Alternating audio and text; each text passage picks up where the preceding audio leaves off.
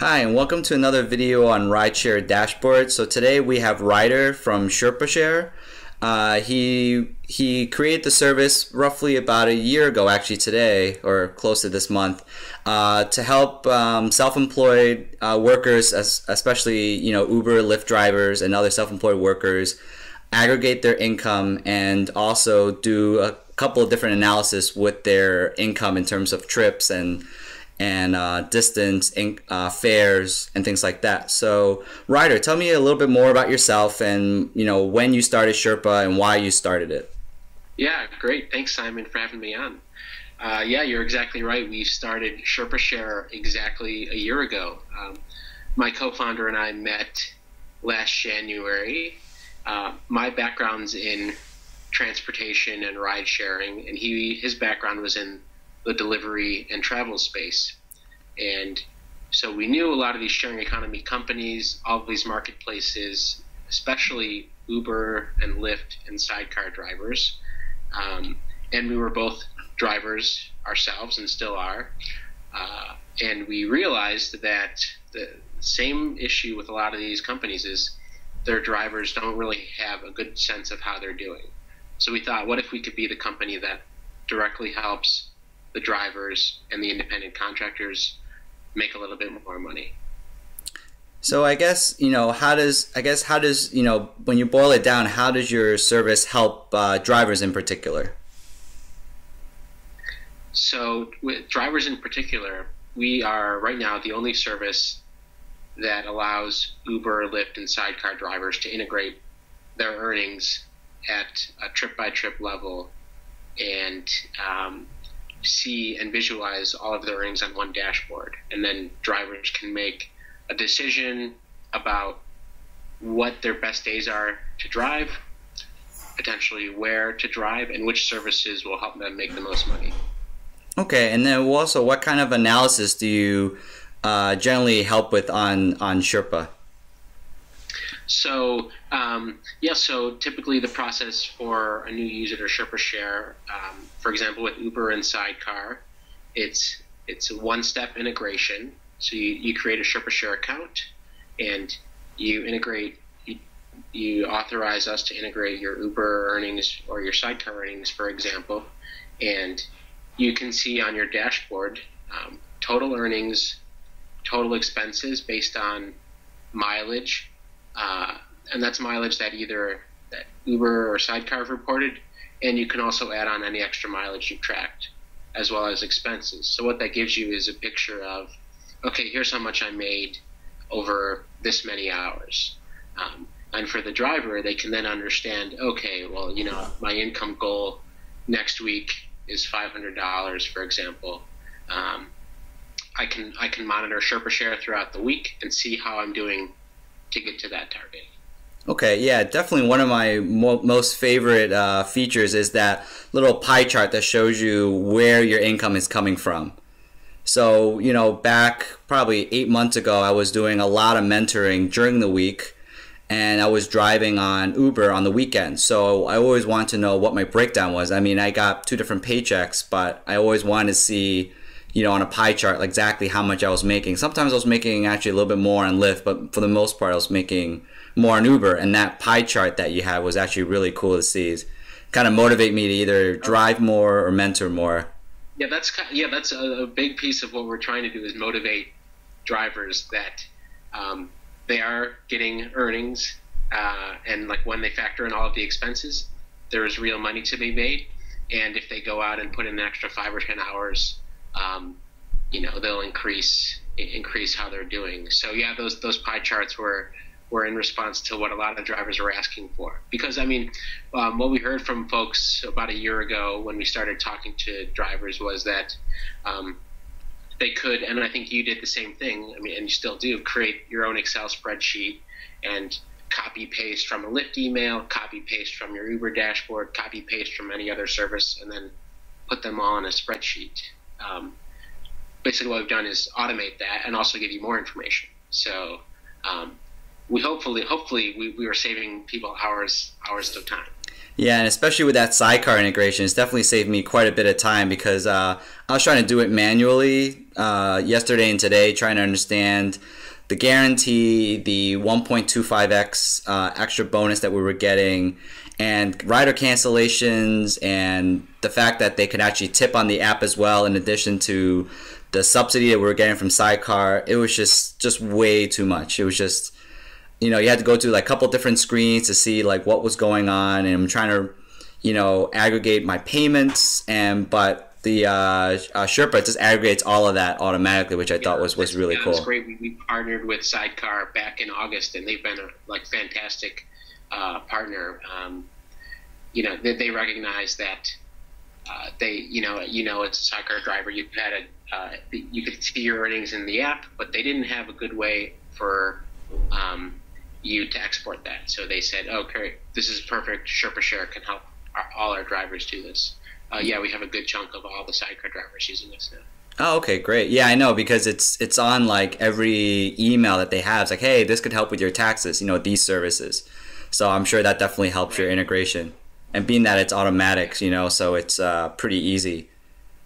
So I know that, you know, one of the more exciting features that you have was the city, you know, the city metrics feature. Can you kind of explain that a little bit in terms of, you know, comparing yourself to, you know, others in the city or like other cities?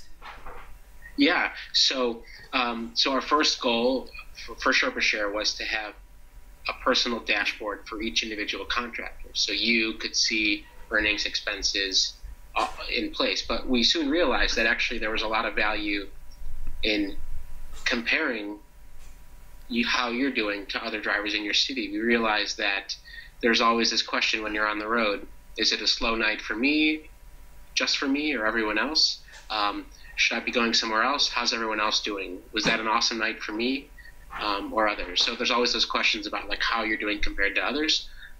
So back in July, we launched City Metrics, and basically the way we made it was, in each city, when there were enough active drivers, and we put in a threshold number of drivers, we would turn on City Metrics. So you could see, for example, in Boston, you could see how your average last week, either your top daily earnings or your average weekly earnings, how they compared to others in Boston. And we also have rankings, so you can see, you know, was I in the top 10 for total earnings, or was I top 10 for daily earnings, and different percentiles as well. So that's really, yeah, I mean, there's a lot of driven people who really want to like be the best in their city, and especially a lot of our early users were very power users who were driving 40, 50 hours a week, and so this was a big deal to them. Yep, for sure. So I know that you expanded, you started with Lyft and Uber and eventually with Sidecar. Yeah, can you tell me a little bit more about what you learned when you expanded into other services like delivery services like Postmates? Yeah, so as you mentioned, so we started with Lyft first, then Lyft and Uber around the same time, and Sidecar last summer. And the main reason for that was because all these driving services, the mileage is a big piece that drivers don't understand. So but we also realized that delivery people have the same problem. So we started supporting Postmates, DoorDash, Pluck, and we're working on a couple other partnerships as we speak, which hopefully we'll announce soon. But essentially delivery companies, whether it's food delivery or grocery delivery, it's the same contractor driving around in their car, just without passengers. So that's the common point for the contractor's perspective. And we've noticed a couple interesting patterns that, for example, when you're driving for Uber and Lyft, there's peak times, such as the morning peak or the afternoon peak rush hour. But what happens at 6 or 7 o'clock in a lot of markets is people are already home. The demand for those services potentially goes down kind of before like the evening going out rush. And so there's a window where deliveries pick up, perhaps between 6 and 8 p.m. And what we've seen is that there's a spike for Postmates and DoorDash, for example, around dinner time, and we would see a lot of drivers. They would tell us that they're switching off their apps, either switching off their apps or they're just getting more requests on their delivery apps. And so we said, well, we want to support you as well. And it's a really interesting pattern. We see like basically drivers kind of figuring out when demand is the highest on each app and planning their work schedule around it. So I guess how do they know that it's just more demand? They just have all the apps open and just happens to have a request first for delivery rather than for Lyft or Uber? Mm-hmm. That's right. Yeah, you can see you might be getting less requests on Uber and Lyft, and all of a sudden you see that Postmates is picking up. Of course, there's always different factors at play: where you are, what day of the week it is, and even seasonal. I mean, we've seen huge seasonal variations as well. But by and large, there are some daily patterns that drivers can count on and kind of plan their schedule around it. Okay, great. So other than what you share with us about Postmates and relationships with Lyft, Uber, and Sidecar, like what else have you learned from all of this data that you've collected in the past year or so? Yeah, it's been amazing. I think to date we've processed almost 2 million trips, so we've learned quite a bit. What interests us most is how these independent contractors are actually doing. I mean, our vision is that by providing a dashboard like SherpaShare, you can effectively manage a lot of different flexible work, and you can manage all that work to actually make a good salary. But a couple trends we noticed in 2014, for example, was still the vast majority of drivers still have full-time jobs. I think it was between 60 and 70% of drivers had a full-time job during 2014, which is quite higher than we expected. And the second big trend we saw was that the vast majority of these contractors are earning less than $10,000 a year. So that was around 70% were earning less than $10,000 a year. So it points to a couple things. That this type of flexible work there's a long tail of people that are just doing this part-time in addition to their full-time jobs. But as this part-time work becomes more popular and appealing to people, they can actually scale up and potentially make this full-time work. Okay. Yeah, I know. I struggled myself to get out there and drive, and I did do a little over 10,000, but it was tough with 40 hours a week. Having like almost no weekends for maybe 30 weekends or so. So that was definitely very tough. Yeah, it takes that many. You only earn. Back then I probably earned a couple of hundred, maybe 500 or 600 in a weekend. Now it's not nearly as much. But even so, even at 500 a weekend, that's 20 Fridays and Saturdays. Yeah, which is a big commitment. Yeah, and the 500, I would say a lot of people don't really make that anymore. I probably do 300 or 350 now, but not nearly as much as before. So that's 30 weekends for about $9,000 or so. That's before, of course, taxes and everything. So yeah, so it is hard to get over that that 10,000 mark. Yeah, you have to put in a lot of work. Or unless you're starting earning like $40 an hour, which I haven't seen in a really long time. But right. Until you get to the point where you can run two services simultaneously. And one other example is we're seeing some drivers know that they're going to drop off an Uber passenger, let's say in 5 or 10 minutes, and if they're running a delivery app, this is always risky, but we've heard. We won't say names, but we've heard some people doing this. Well, they'll accept a Postmates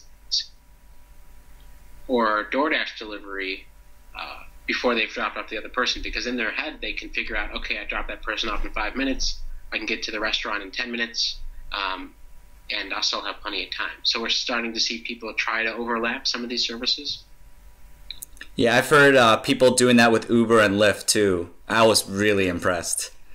They actually take both requests at the same time, I mean, it's really risky because I guess they know like where the passengers are, and they can make an extrapolation of where they're going, which is like crazy. Like they're like, oh, he's only gonna go like 2 or 3 blocks or whatever, a really short distance. So they pick up passenger one, well, accept both trips, pick up passenger one, drop off the first guy, and then go back for the second passenger, and then doing like. So I see how you can know that with Sidecar, but I'm trying to imagine a scenario it's where you guess. know that.